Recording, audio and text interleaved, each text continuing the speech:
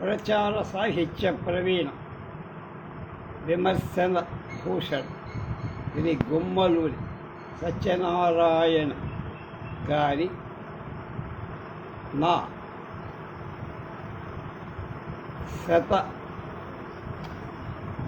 మాస జీవిత యాత్ర చరిత్ర.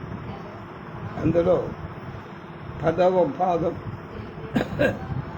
18/5/26 7వ అధ్యాయం కోయంబత్తూరులో చదువు 1931 నుంచి 34 3 విరామ పర్యటన 1931లో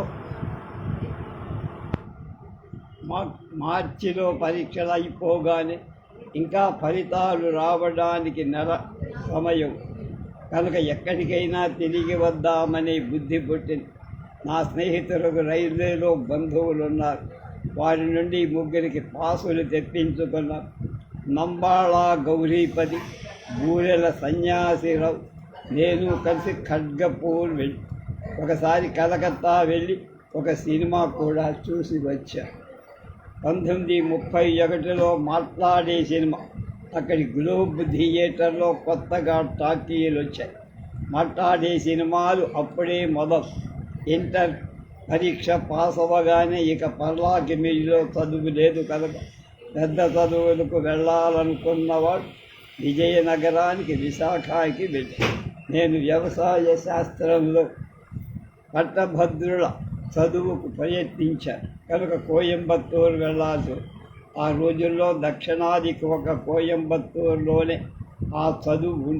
నా కాలేజీలో సీటు దొరకగానే 1931 జూలైలో చేరా. కోయంబత్తూరులో లోగడ మా అన్న చదువుకుంటున్నప్పుడు 1928 నవంబర్లో ఒకసారి వెళ్ళి చూశా కనుక ఆ ప్రయాణం, ఊరు, వాతావరణం నాకేం కొత్త కాదు. కోయంబత్తూరు కాలేజీ కళాశాల వ్యవసాయ కోయంబత్తూరు వ్యవసాయ కళాశాల ఊరికి 3 మైళ్ళ దూరం. కళాశాలను ఆనుకొని వరి, పత్తి, చిరుధాన్యాల వంటి పంటలపై ప్రత్యేక ప్రయోగాలు, పరిశోధనలు చేయడానికి కొంత విస్తీర్ణం. పాఠాలు చెప్పే విద్యాలయానికి దగ్గరగా పరిశోధనాలు, దానిలో బ్రహ్మాండమైన పుస్తక భాండాగారం. ఇటువంటి సంస్థలన్నీ చేరి దాదాపు 600 ఎకరాల విస్తీర్ణంలో ఈ కళాశాల 1922లోనే స్థానిపోయింది. ఇక్కడి వాతావరణం సమశీతోష్ణం, నీరు, గాలి ఆరోగ్యమై, చెరుకు పంటలో పుప్పొడి ద్వారా సంకరపరిచి కొత్త రకాలను తయారు చెయ్యగల వాతావరణ అనుకూలత ఉండబట్టి ఇండియా అంతటికీ ఏకైక పరిశోధన సంస్థగా కేంద్ర ప్రభుత్వ వ్యవసాయ శాఖ యాజమాన్యాన్ని చెరుకు పరిశోధన స్థానం కూడా దీనికి ఆనుకునే ఉండే. మా కళాశాలకు మైలు దూరంలో అటవీ శాస్త్ర కళాశాల కూడా. ఇండియాలో అటవీ శాస్త్రానికి 2 కాలేజీలు. ఇజాత్ నగర్ ఉత్తరాదిలో, కోయంబత్తూరు దక్షిణాది.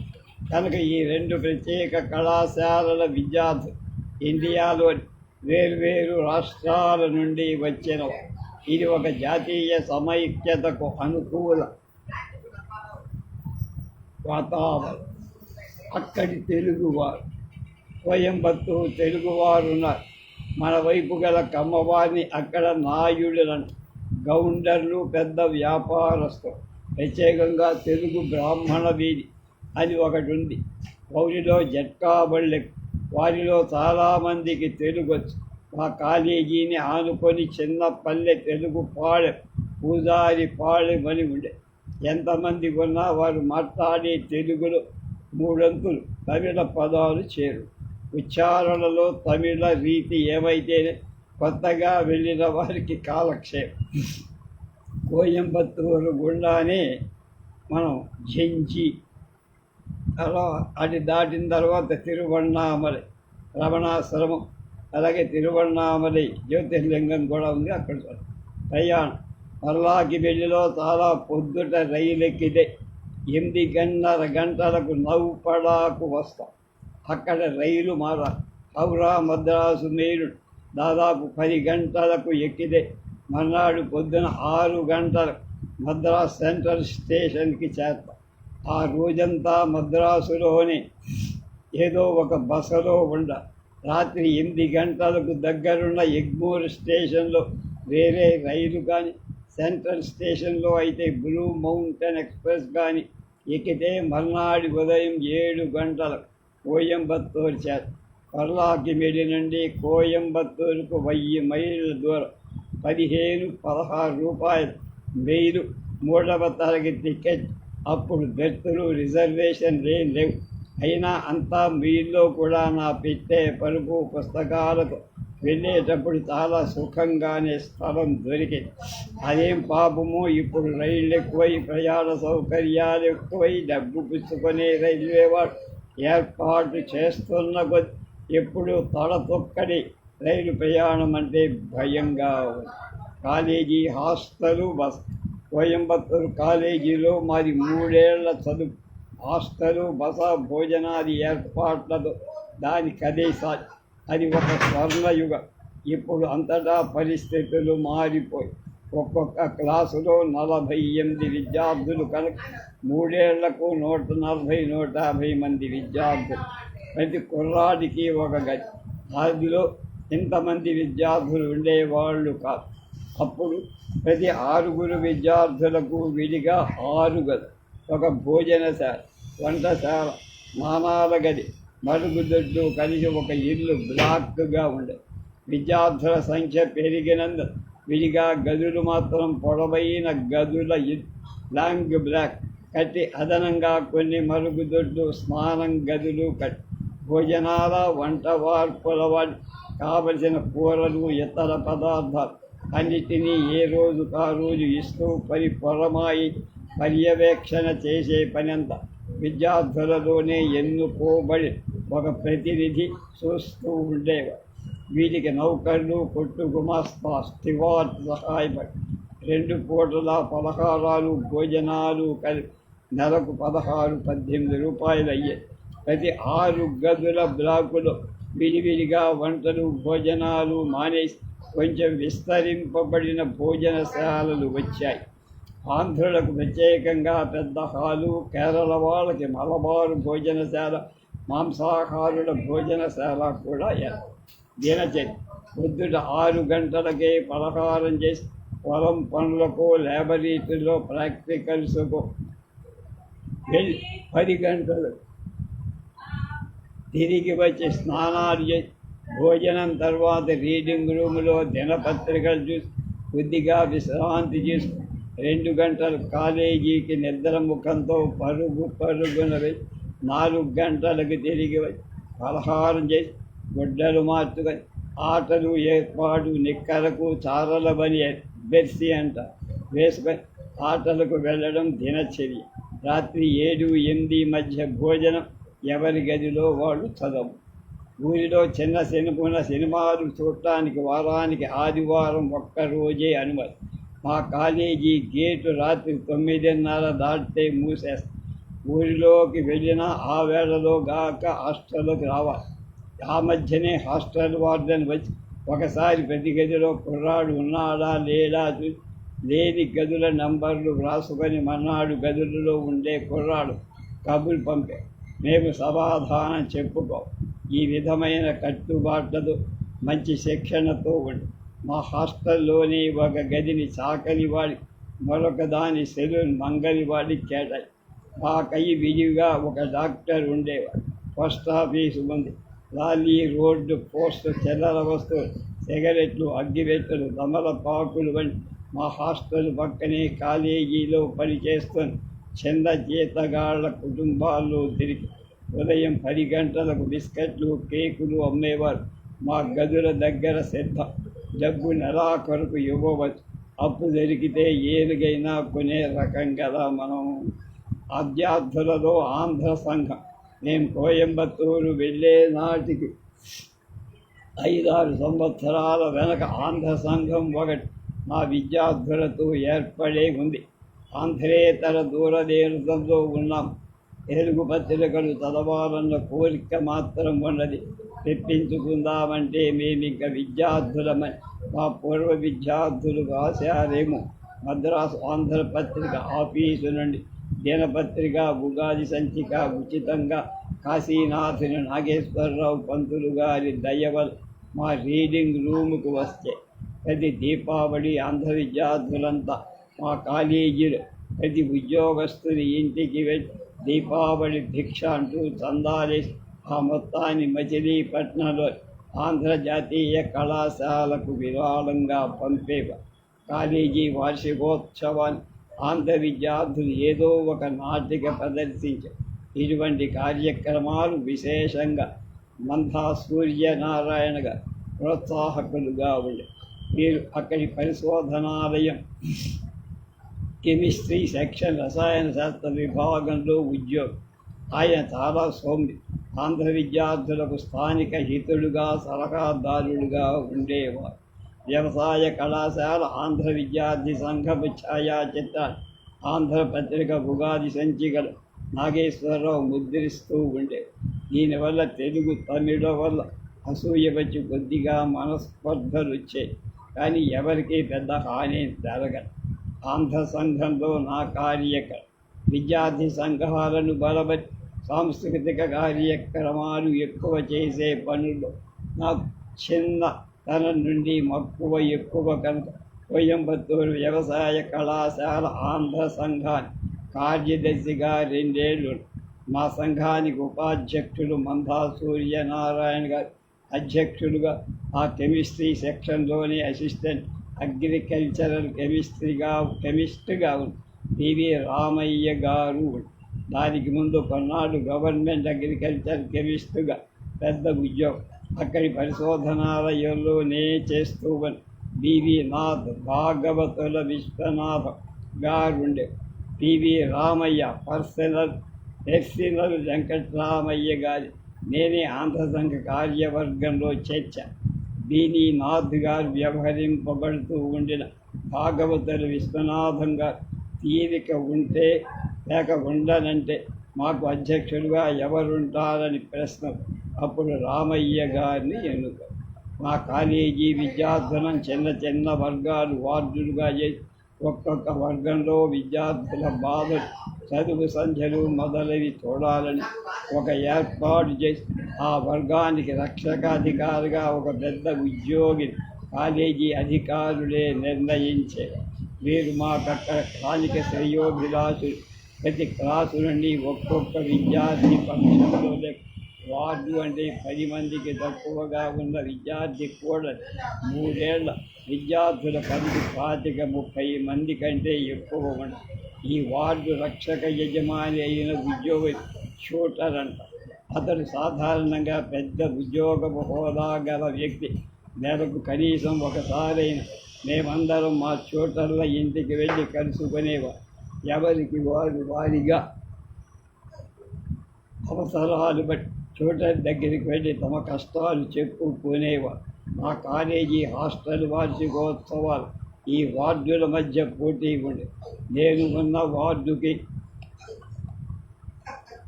షూటర్గా సివి రామయ్య ఉండేవారు.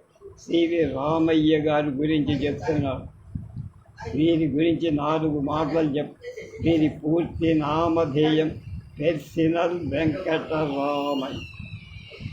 ఇంగ్లాండ్లో ఎడింబరోలో ఉన్నత విద్య చదివి వచ్చారు.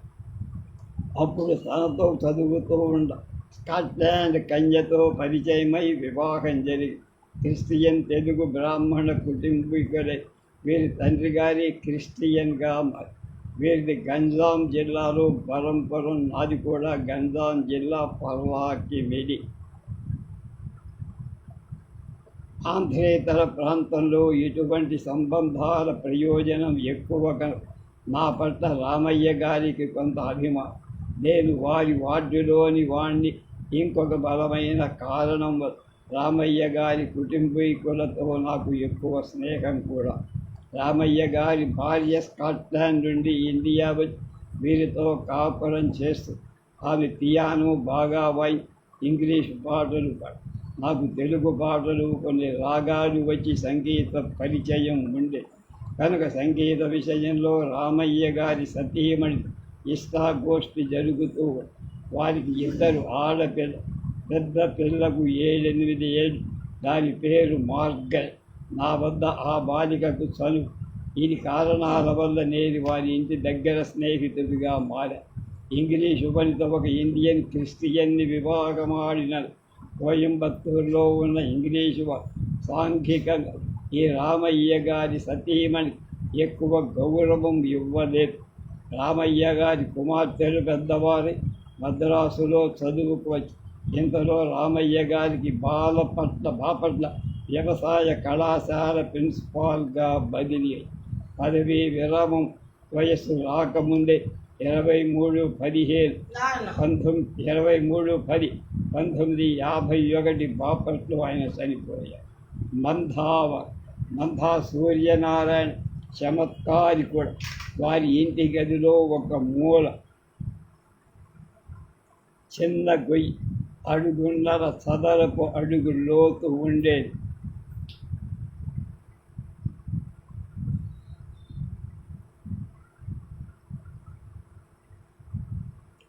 బహుశా ఆ గదిలోని నీరు పోయే ద్వారం కావచ్చు.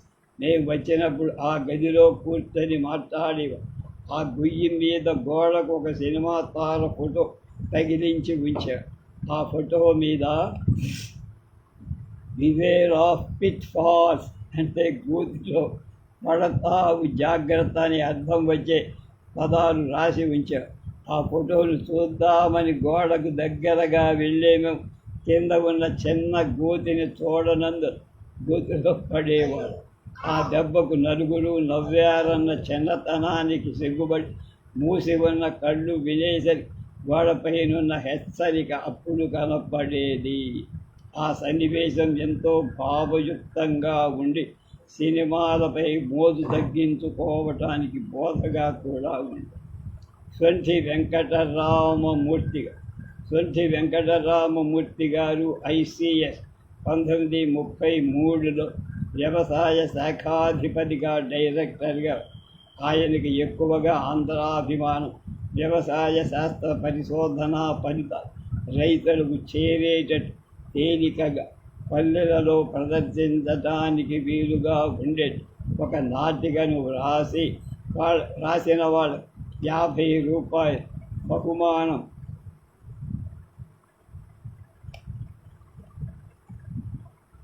బంగారు పథకం ₹50 బంగారు పథకం ఇస్తామని ప్రకటించారు. ఆ పోటీలో సూర్యనారాయణ గారు నా ప్రోత్సాహంతో కృషి వల్ల విజయం అని రాసి బహుమతి పొందారు. ఆ సంవత్సరం తన భార్య పరమపది, 3 ఆడపిల్ల, పెద్ద పిల్లకు 10 ఏళ్ళు. ఆ దుఃఖ సమయంలో మా విద్యార్థులు శవవాహనం మొదలైన శ్రాద్ధ కర్మలకు పూనుకోవాల్సి వచ్చి సహాయం. అది మన దేశం కాదు కదా, అక్కడ మేము బంధుమిత్రులం. బీవీ నాథ్గా కాలేజీలో ఉన్న ఆంధ్ర ఉద్యోగులు చెప్పుకోదగిన వారు బి విశ్వనాథ్గా. వీరిది విశాఖ జిల్లా భాగవతుల కుటుంబం ద్రావి. ఆయన పెద్ద సంసారి, తక్కువ చదువుతో ఉద్యోగంలో పనిచేస్తూనే పెద్ద పరీక్షలన్నీ పాస్ అయి చివరకు డాక్టర్ డిగ్రీలు పొందిన శాస్త్రజ్ఞులకే డాక్టర్. 24 గంటలు వృత్తిలో శ్రమ. అది రావలసిన ఉన్నత శాస్త్ర విషయాలు చదివి అర్థం చేసుకోవడం, వాటిని ఆచరణలో పెట్టడం, వాటి నేర్పు, మంచి మాటగారితనం, విశేషమైన చొరవ, స్వతంత్ర భావాలను విడనాడకపోవడం మొదలైనవి ఆయన జీవితం నుండి ప్రతి ఒక్కరూ గ్రహించగల విషయం. విజయనగరం కాలేజీలో తాత్కాలికంగా ఒక చిన్న ఉద్యోగిగా చేరి కోయంబత్తూరు కాలేజీలో వ్యవసాయ రసాయన శాస్త్ర విభాగంలో చిన్న ఉద్యోగిగా ప్రవేశించి అక్కడే ఆ విభాగానికి ముఖ్య అధికారిగా వ్యవసాయ రసాయన శాస్త్రగా పేరు తెచ్చుకొని కేంద్ర వ్యవసాయ పరిశోధనాలయం పూనాలు రసాయన శాస్త్రిగా చేరారు. ఒకసారి వచ్చిన పెద్ద భూకంప పూనాలోని భవనాలు, బీటలు, పూసలు భవనాలు బీటలు వారగా కొత్త ఢిల్లీకి ఆ విద్యాలయాన్ని మార్చడంలో, నూతన భవనాలు నిర్మాణంలో సర్వాంగ సుందరంగా శోభించేటట్టుగా శ్రమించి విశేష ఖ్యాతి సాధ్యి. ఆ స్థితిలో 3 సంవత్సరాలు మద్రాసు వ్యవసాయ శాఖకు అధిపతిగా ప్రత్యేక ఆహ్వానంపై 1944లో వచ్చి అప్పుడు మద్రాసు ప్రభుత్వంలో మంత్రులకు బదులు అడ్వైజర్లు, సలహాదారులు అధికారంలో ఉండేవారు. వారిలో సొంటి వెంకటరామమూర్తి గారు ఒక అడ్వైజర్, విశ్వనాథ్ సొంటి వెంకటరామమూర్తి గారుల జంట చూపిన చొరవతో వ్యవసాయ శాఖలో కొత్త యుగం ప్రారంభం. ఆ వివరాలు ముందు రాస్తారు. అలాగే doctor B Vishwanath, sir S V Rammurthy గారు ఇద్దరూ నాకు వ్యక్తిగతంగా పరిచితులు. బివి నాథ్ గారింట ఒక పిల్లవాడిలాగా ఉండేవారు. రామ్మూర్తి గారు డైరెక్టర్గా ఉన్నప్పుడే విద్యార్థిగా మా కాలేజీల వార్షికోత్సవాలకు సాంస్కృతిక కార్యక్రమాలు ప్రదర్శించిన నా వ్యక్తిత్వం, నాటక పాత్రాభినయం చూసి ఎక్కువ ప్రశంసించి నన్ను అభినయించిన వ్యక్తి ఆయన. నేను ఆంధ్ర సంఘానికి కార్యదర్శిగా, పత్రికా సంపాదకుడిగా కూడా, ఆ విద్యార్థి సంఘ కార్యదర్శిగా ఉన్న 2 ఏళ్లలో ఒక లిఖిత మాసపత్రిక స్థాపించి నడిపి అప్పుడప్పుడు మాలో కూడా ఉపన్యాస ధోరణి పరిగేట సమావేశాలు, వాటితో పాటు మా సంఘానికి వేరొక పెద్దవారిని ఆహ్వాని ప్రత్యేక ఉపన్యాసం ఇప్పించడం వల్ల విద్యార్థులలో నా పలుకుబడి బాగా. వార్షికోత్సవాన్ని పెద్ద ఎత్తున పూర్తిగా ఒక తెలుగు నాటక ప్రదర్శన వంటి కార్యక్రమాలు చేపట్టాను. నేను చేసిన నాటకాలు రాణా ప్రతాప్, గుండె మేళ వెంకట సుబ్బారావు రచన, మధుసేవ కాళ్ళపూరి నారాయణరావు గారి రచన, తమిళ నాటక ప్రదర్శనలు బలద్దన్నినట్టుగా చేశాను. వీటిలో పద్యాలున్నాయి. మాలో దాలిపర్తి సత్యనారాయణ, మోచర్ల లక్ష్మీకాంతం, నేను పద్యాలు చదవగా. నాటకానికి హార్మోనియం వాయించే తెలుగువారు కావాలి. కర్ణాటక సంగీతమైతే తెలుగు కీర్తన వాయించగలవారు కావాల్సినంతమంది. కానీ నాటకంలో వచ్చే పద్యాలు హార్మోనియం వాయించేవారు. అతనికి తెలుగు బాగా తెలిసి ఉంటేనే పని. కోయంబత్తూరంతా గాలించి వెతికితే ఒకరు దొరికారు. నేను తెలుగువాడిని కదా, కొన్ని నవ్వుకొని వచ్చాం. గతి లేక వాణ్ణే తెచ్చుకొని ఎక్కువ రోజులు ఒద్దికలు రిహార్సల్ చేయి అనుకూలంగా తయారు చేస్తాం. మా తెలుగు నాటకాన్ని చూడటానికి ఊళ్ళోని తెలుగు వాళ్ళంతా కట్టుకొని వచ్చి కొంత తొక్కిసలాట కూడా. దాంతో తమిళ సోదరు మరింత ఈర్ష్య పెంచుకున్నారు మా మీద. మా నాటక ప్రదర్శనానికి తగినంత వ్యవధి ఇవ్వకుండా కొద్ది సమయమే కుదించి వార్షికోత్సవ కార్యక్రమాన్ని సిద్ధపడి ఆ సంగతి మా బివి నాథ్ గారికి చెప్పి వెంటనే ఉత్సవాల కార్యదర్శి ఎన్నా అయ్యా ఇదే తెలుగు డ్రామాకు పోరా ఓ వైరు ఓరు టైం చూడంగా. ఓవర్ టైం అంటే ఇంకొంచెం సమయం గట్టిగా మందలించేది. మా నాటకానికి ప్రత్యేకంగా చివరి రాత్రి కేటాయి. అంటే వార్షికోత్సవాలు 3 రోజులు. ఈ విధంగా ఆంధ్ర సంఘ కార్యక్రమాలను లిఖిత మాస పత్రికకు నడిపించడం నేను కొంతకాలాన్ని వృధా చేస్తున్నానని మా లెక్చరర్గా ఉండిన తెలుగువారి మునుకొట్ట సత్యనారాయణ నన్ను విజయమాయ్, నువ్వు ఇక్కడకు చదువుకొని వచ్చావని తెలుసుకో. ఎక్స్ట్రా కరిక్యులర్ యాక్టివిటీస్లో తలమునకవై చదువు ఎగ్గొట్టద్దు. ఇక్కడ తమిళ సోదరులకు ఏ శాఖకు అవకాశం ఇచ్చినట్టుగా తిరగొద్దు, జాగ్రత్త. ఈ సత్యనారాయణ గారు కాకినాడ వాస్తవం. నేను ఆల్ ఇండియా రేడియోలో ఉద్యోగం కూడా ముగించుకొని 1970లో కాకినాడ కాపురానికి వచ్చి 71లో నాకు షష్ఠి పూర్తి ఉత్సవం. ఆ సందర్భంలో వెలువడిన పూర్తి సంచికలు కోయంబత్తూరులో నాకు ఇచ్చిన ఆనాటి హెచ్చరికను ఉదహరిస్తూ ఎన్ని విధాలైన కార్యక్రమాలు ఉన్నా నేను చేపట్టిన ప్రతి దానిలో ఒక కొత్తదనం, పరిపూర్ణత ప్రకటించగలిగిన శక్తి వీరి పట్ల ఉన్నదని ఆయన రాశారు. తమిళ నాటకాల్లో ఉత్సాహం ఎక్కువ కనుక తమిళ నాటకాలు ఎలా ఉంటాయో అని ఒకసారి ప్రఖ్యాత నటుల కోయంబత్తూరులో ప్రదర్శింపబడి వళ్ళీ పరిణయం అనే నాటకాన్ని చూడటానికి వెళ్ళాను. త్యాగరాజ భాగవత ప్రసిద్ధ గాయకుడు, ఆయన యాక్టర్ కూడా. అతడు ప్రధాన పాత్ర. రంగస్థలం ముందుగా స్టాండ్పై ఒక మైక్, నటీమటులు ప్రతి వాక్యం లేదా పాటను ఆ మైకు దగ్గరకు వచ్చి పాటలు ఎక్కువగా సంగీతక కర్ణాటక ప్రధానం. అది ఆనాటి తమిళ రంగస్థలం. 1952 ప్రాంతం నాటి ఈ 20 సంవత్సరాలు ఊహింపరాని రీతిలో వృద్ధి చెంది రంగస్థలం సాంకేతిక సంప్రదాయాలతో పేరు పడ్డాయి. తెలుగు నాటకాలు ఎలుక తోక వాటం అలాగే మిగిలిపోయాయి. రైతాంగంపై గౌరవం. తెలుగులో శాస్త్రరచనకు నేను పర్లాకి బిడ్లో ఇంటర్ చదివిన 2 ఏళ్ల వ్యవసాయం ఒక విషయం అయినందు కోయంబత్తూరులోని చదువు నాకు నల్లేరుపై బండిగా సాగి కనుకనే తీరిక కలిగిన ఆంధ్ర కార్యక్రమాల్లో ఉత్సాహంగా పనిచేయి. అయినా కోయంబత్తూరులో మేము చదివిన శాస్త్రాలు చాలా, అన్ని వ్యవసాయానికి సంబంధమైన రైతాంగానికి అవసరం. ఈ విషయాలు మన రైతాంగానికి తెలుస్తూ ఉంటే ఎంత బాగుంటుంది అనే తపనకై వ్యవసాయదారుడి జీవితంపై ఒక గౌరవం కలిగి దాన్ని శాస్త్రం తెలియక ఏదో పూర్వులు చెప్పిన సామెతల పాఠాలు గమనిస్తూ ఉన్నాడే. కొత్త పరిశోధన ఫలితాలు విషయాలు తెలుసుకొని తన వృత్తిలో ఉత్పత్తిని బాగు చేయవచ్చునే అనే ఒక విధమైన బాధ సాలి మన కర్తవ్యం మొదలైన ఆలోచనలు గాఢంగా నాలో వెదిల. బహుశా వ్యవసాయ ప్రచార ఆసక్తికి నాలో ఇలాంటి కోరిక ఏర్పడిన జీవమున్న కృషీవరుడు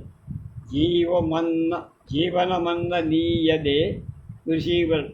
జీవితం అంటే నీదేనయ్యా రైత, సఫల జీవితం నీది అని 5-6 పద్యాలు రాసి చివరకు నీవు నేర్పిన సామెతల సారాంశం చాలదు, నవీన శాస్త్ర సహాయం వ్యవసాయం చెయ్యమని హెచ్చరి. దీన్ని కర్షక ప్రశంస అని పేరు పెట్టి తర్వాత మరికొన్ని పద్యాలు చేసి కవి కర్షకుడు అనే సంభాషణ క్రమంలో ప్రచురించారు. 50 సంవత్సరాల వెనుక వ్రాసిన ఆ పద్యభావం నాటికి నేటికి నా జీవనాడులలో మిళితమై ఉండిపోయింది. నా ప్రచార సాహిత్య రచన కవి నాంది వాచక తమిళ దేశంలో మా తల్లి తద్దినం. నేనక్కడ విద్యార్థిగా ఉన్న శివరాత్రికి మా తల్లి తద్దినం పెట్టాల్సి వచ్చి తెలుగు వచ్చిన ఒక పురోహితుడు ఇంట్లో వంటలు భోజనాలు భోక్తలకు సంభావన అన్నీ కలిపి 10 రూపాయలకు మాట్లాడుకొని ఊరిలోనే ఉన్న వాళ్ళ ఇంటికి వెళ్ళి ఆ భోజనంలో జిలేబీ వేశారు. తద్దినంలో మీరు దీన్ని ఎందుకు వేశారన్న ఏదో ఒక మధుర పదార్థం ఉండాలి, అంతేగాని ఇది కూడును అది కూడదు అనేవి చేసాచారమే కానీ వేరు కాదు. మేము ఇలాగే చేస్తామని మాకు పెనుగంచిపురంలో బాబుగారు అని ఉండేవారు. వాళ్ళింట్లో తద్దినాలకు వంకాయ కూర చేశారు. ఆ తర్వాత నేను వేసవి ఇంటికి వెళ్ళినప్పుడు మా నాయన గారిని అడిగి తప్పేం లేదురా, అక్కడున్న మిగిలిన 2 ఏళ్ళు ఆ పురోహితులు ఆ క్రమం నాకు అలవాటైపోయాయి. తోటి తెలుగు వారికి సాయం. ఆంధ్ర విద్యార్థి సంఘ కార్యదర్శిగా ఉన్నందుకు కొందరు బీదవారి సహాయపడేవాడికి అనుకున్న వేళ కొందరికి సరిగా నెల జీతము పరీక్ష రుసుము కట్టలేని ప్రమాదంలో ఉంటే మాలోనే కొందరి చేత సర్దుబాటు చేయి 2-3 రోజుల వ్యవధిని దయచేయండి మా కాలేజీ ప్రిన్సిపాల్ అడిగి సహాయం చేసిన సందర్భాలు కూడా ఉన్నాయి. ఇప్పటికి కూడా వారికి నా పట్ల కృతజ్ఞతాభావం, అది వారి సుగుణం. కొత్తగా కాలేజీలో చేరగానే ఎవరెవరు ఎక్కడి నుంచి వచ్చారో తెలియగానే మార్పుని మాకు ఒక విధమైన సాంగత్యం పరిచయం ఇంచుమించు 3 ఏళ్ళు ఉండే. నేను 1931లో కాలేజీలో చేరేసరికి పల్లాకి మిడిన నాకంటే 2 ఏళ్ళు ముందుగా చేరి అప్పుడు 3వ ఏటలో ఉద్ధవ పట్నాయక్ అనే అతను కోయంబత్తూరులో తొలి స్నేహితుడు. అతడు మంచి క్రికెట్ ఆటగాడు. పల్లాకి మిడిలో అతన్ని ఎరుగుదు.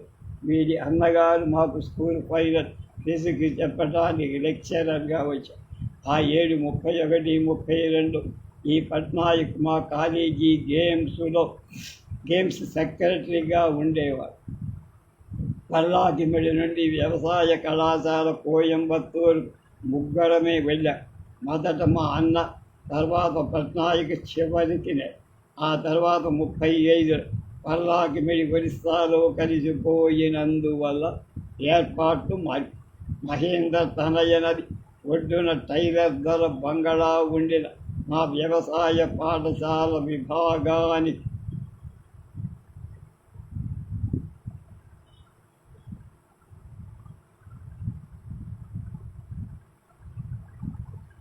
బంగళాలో ఉండిన మా వ్యవసాయ పాఠశాల విభాగం దాని నానుకున్న సాగుపల క్రమంగా ఎత్తేసి కొద్దిగా మా పర్లాకిమిడి కాలేజీలో పక్కనున్న కొండలు చదును చేసి చిన్న చిన్న మళ్ళు చేసి విద్యార్థులకు బోధించినట్టుగా కొన్నాళ్లకు పర్లాకిమిడి కాలేజీ ఇంటర్మీడియట్లో అగ్రికల్చర్ సబ్జెక్టు లేకుండా ఎత్తేశారు. రేపు కోయంబత్తూరు కాలేజీలో మా జట్టు దాని గురించి తెలుసు.